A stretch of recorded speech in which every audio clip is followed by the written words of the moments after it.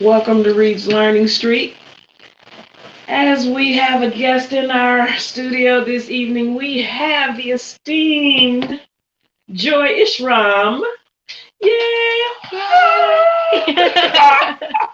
Trying to make the crowd noise. Okay, all right, all right. Yes. All right. And we are here to do an interview. Well, actually, not we. Uh, my Joy, the artist, is doing an interview uh, for Reed's Learning Street. And we are also streaming to Karmic Dynasty's website, my apology, to their platform, as well as to Reed's Learning Street platform on YouTube. So we would like for you all to smash that like button, hit that subscribe button, make sure you hit the notification bell so that you get all the notifications every time we go live. All right, would you like to get started, Missy? I would. Okay. So, as you know, of the situation with the assignment that occurred at my school, I'm going to say a couple weeks ago. The public doesn't know. Yes. We were supposed to find a poem online and analyze it and relate it back to the novel we were reading. Okay. And I wanted to write my own poem because I don't like using other people's work for my own benefit when I could write my own poem.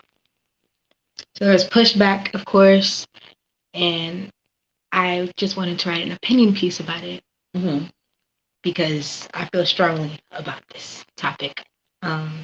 So I wanted to interview you so I could get your opinion on it and to see where you stand. Okay. So as for my first question, as a mother and homeschooler, where do you stand on the suppression of children's creativity?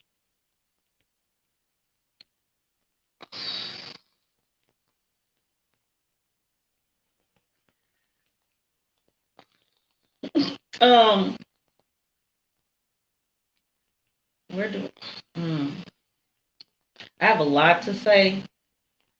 I'm trying to see what to say. Because I do know the situation. And also, as my audience knows, I have an unscripted platform. So everyone, I did not know what we were going to be talking about tonight. So I'm glad you're bringing this topic to the platform. It says a lot that you are expressing your voice publicly. It's not just a private affair.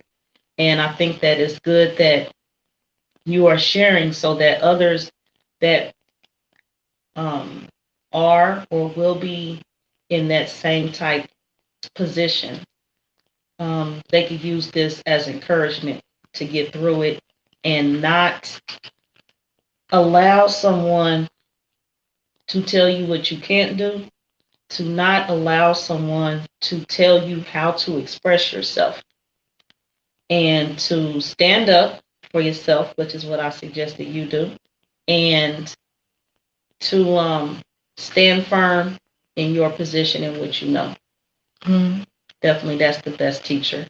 And so when I saw you do it, I was proud, excited. I'm like, yes, she did it. So yes, definitely stand up. And I also think that the good thing is, in your case, you were amongst what the system would call your peers, and you stood your ground. So I also said that it's great that you did that so that those in the midst of you at the time could see that it's okay to stand up for themselves. Okay. Yeah. And it actually encouraged them to do the same. Yeah. And my second question for you is, what consequences do you think result from these acts of suppression in the long term? Consequences to the acts of suppression. Consequences to who? To the children of the student. Do you think they're affected negatively by having their creativity suppressed or stifled? I think initially suppression has a negative impact, because it's going against the flow for where the person or student was going. They're flowing this way, then a wall or blockage comes. And so that would be just the polarities, the push and pull, the positive and negative. And so um, the result, the action should be to overcome. So to go over the wall, to knock down the wall. Actually, just destroy the wall. Mm-hmm. Destroy the wall and keep going. And to not let those negative parts of it remain. Yeah. I would, well, if there's negative, it's going to be there. I would say just to expect a small negative part of that situation to remain and hold it as a reminder of how they got through it. And so for future use, they know that they got through something and that they can overcome it, because there's always going to be the negative. So just use it as a reminder that the positive is on the other side. The positive is when the breakthrough happens. And then those self-achievements grow inside of you. Don't let that negative just overcome and take over and grow. Mm-hmm. Don't do that. Okay. My next question. How would you respond if one of your students communicated that they wanted to exercise their creative ability? Okay, say that one more time for me. How would you respond if one of your students communicated that they wanted to exercise their creative ability? I always encourage their creative abilities. And I actually, so a method of my encouragement is not just verbally supporting them, but I support them through seeing what steps they're taking, and then I sit in or get in where I can to support each step through their creativeness. Mm-hmm. Yes. Okay, my next question. Is there ever a reason to suppress creativity in teaching at all? In teaching? Mm-hmm. Like when you're teaching your students, say about numbers or math, mm-hmm. Is there ever a reason to not let them be creative in that subject?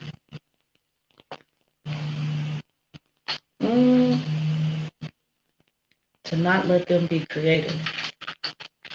No. Creativity is all the time. Mm-hmm. Creativity should be recognized all the time because it is real. It exists all the time. Mm-hmm. Yeah. So no, it's not even possible to suppress creativity. And in the event that it appears that the creativity is being suppressed, if there's a person who thinks they're stopping creativity, that is a lie. The creative process will continue, whether the person who's attempting to stop it can see it or hear it or feel it or not. It's still there. Mm-hmm. That's not even possible. Mm-hmm. Okay. My last question for you is, how do you think we could solve the issue of creativity suppression? Like not just in school, but like in the world? I would say it's a personal journey and it's an individual event every time. So the suppression actually is not real to me. It's just an attempt of an attack on creativity is what suppression is. Suppress means to hold it, stop, hold it down. To me, suppression actually is like it creates a ceiling. It creates like a vacuum. And then like all things, when it's under pressure, it's going to explode one day. So actually, people are trying to suppress students, children, individuals. They're actually setting themselves up for a failed event. That's what they're doing, because it's going to come out one day. So I think it's best that they get out the way and it happens as the creator is creating it versus the explosion of creation. because that's when I think the suppressor um will have a critical self-realized moment in life. And then they'll actually, what some would call, be eating humble pie. They realize they need to just sit down. Yeah. And they did all that effort and work for nothing. What some would call the Big Bang Theory. It's just going to blow up in their face, in other words. And that's my piece on that question. Do you have any questions? Well, maybe not questions at the moment, possibly comments. Okay. I do notice that you have your title is Creativity Suppression on a Full Moon. And we don't want to not acknowledge that the full moon was yesterday. You know what I'm saying? And you were experiencing this creativity suppression on the prior to the full moon, and it has come to a head now. Now that the full moon has come past us, how do you relate the energies that have been going around with the full moon to what could have possibly have been the energies that she was dealing with, or energies that anybody is dealing with at this point? Because I know you're well-rounded with your knowledge and wisdom, understood, overstood, understood. So if you could just kind of expound on that a little bit for us, please. Right now, from what I'm feeling myself, the energy from the moon, and what I'm hearing is happening right now with the event of this suppression topic coming to a head. This is a time of creativity, awareness of it, and the push through of it, which we're speaking about today. So I would say right now, I'm a visual person, so I'm seeing a lot. I'm trying to put it in the words. That vacuum I mentioned, the suppression, and I mentioned the blowing up of it. Right now, that's what the moon. That's what the influence of the moon I'm feeling right now. Again, I'm aware of the assignment and the act of suppression towards you, and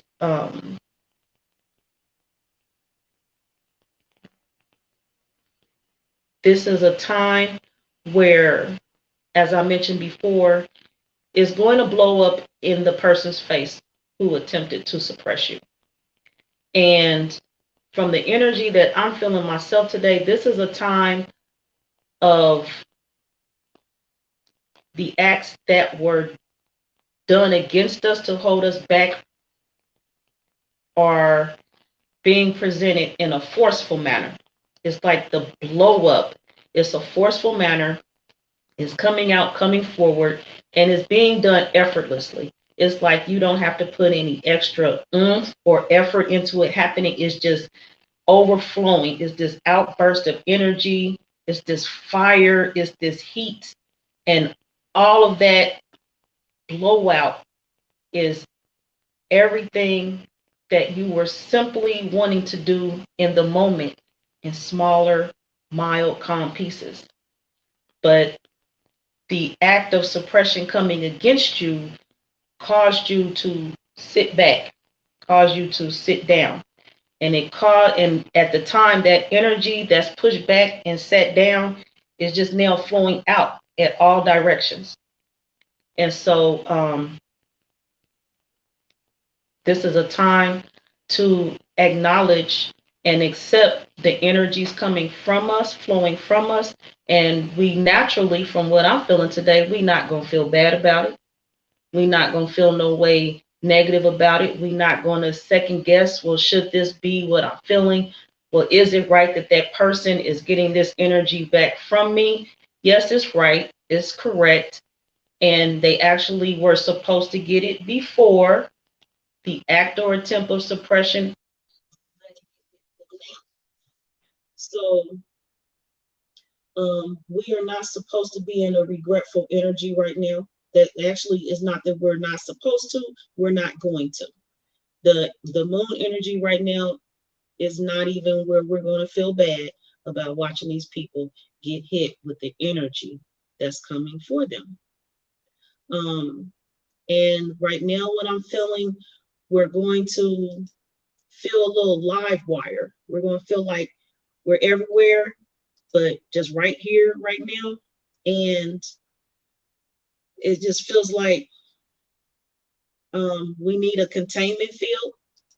Because if we keep going any further, any longer, any higher, it's just like everything around us will be consumed. It'll be overtaken by this energy that was not wanting to be allowed from us in the current moments of the current times. That's best I can express what I'm saying and feeling right now for the past few days. Yeah.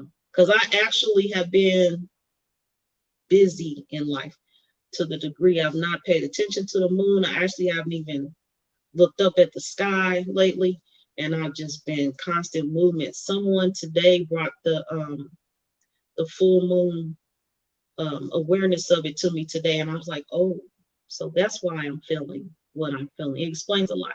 And then they mentioned the Taurus, and I'm like, oh, so no wonder.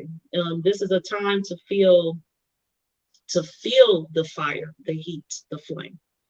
And with it being in Taurus, that's easily understood why that is the case. Yeah, you're gonna feel fired up. Just let that fire flow. That's what I say. Just let it. It's gonna flow. You ain't gotta do it. Just watch it flow. I ain't gonna say just let it. I'm saying watch it flow. It's gonna flow. Mm-hmm. It's gonna flow. Just watch it and ride with it. And if you kind of still, you can feel yourself riding in it. It's with you. Mm-hmm. Great.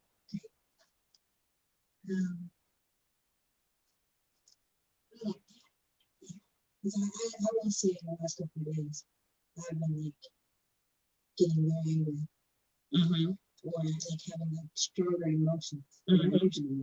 Yeah. Over the smallest things. Yeah. I've been trying to figure out why that is. Yeah, it was that moon approaching. I feel that energy, the moon approaching. And as the days go on, you're gonna feel it kind of trail off. Yeah. Mm. Wow. It's a good connection. Yeah, that goes back to us as women or as females being connected to the moon and the energy that the moon gives off. We feel that energy. So the full blood moon in Taurus during the Scorpio season, as we know that Scorpio is already a fiery sign. Yeah. And then you've got a blood moon in Taurus during Scorpio season. So there's even more fire, and there you go, radiation. Yes. You know, a lot of energy moving around. And if we don't know how to gravitate with the flow, it will knock us, to the side, as in like with the car riding down the highway. If they don't know how to deal with that wind energy to control it, it will knock them into another car on the side of them. Or if they know how to control it, they've got a good handle on that steering wheel. Oh, I knew that gust of wind was going to come, so I was ready for it. That type of hands on the steering wheel. Yeah, being prepared for the energy that's about to hit you. Like you said, you were not aware of why you were so irritable at such small things. Because remember, I asked you, I said, I asked her if she was on her cycle because she was so snappy. And I'm like, it's not her time for a cycle, but she's just snappy. She's like, I don't care, bro. You know she talking about me. My apology. But that's just to bring more attention to the fact that energy does we're surrounded by energy. And being in connection with the moon, we as divine feminine, we grab that energy, we gravitate with it, we either go with the flow or that flow is going to make us go. So does that mean we're all intuitive? In my personal opinion, yes, we all are connected, because I know sometimes I'll think of someone, or I can think of Joy. And then all of a sudden, there it is, with the phone will ring and it's her on the phone line. So yes, we are intuitively connected. It just explains so much. Like people say there are a lot of coincidences. Now, if you really look at the connections, the people that you talk to the most, the people that you relate to the most, that connection is obviously strong enough to, I wouldn't say perform miracles, but definitely have great realizations. Well, write down the word coincidences. When you do that, you've got co, which means two, and then incidents. So you've got two incidents. So is it really a coincidence? It's a technically it is a coincidence, because you've got two of the same incidents happening. It's not a coincidence as in the way that we've been given the definition to think of. Mm-hmm. Like, wow, that shouldn't be happening. No, actually, that should be happening. There we go. There we go.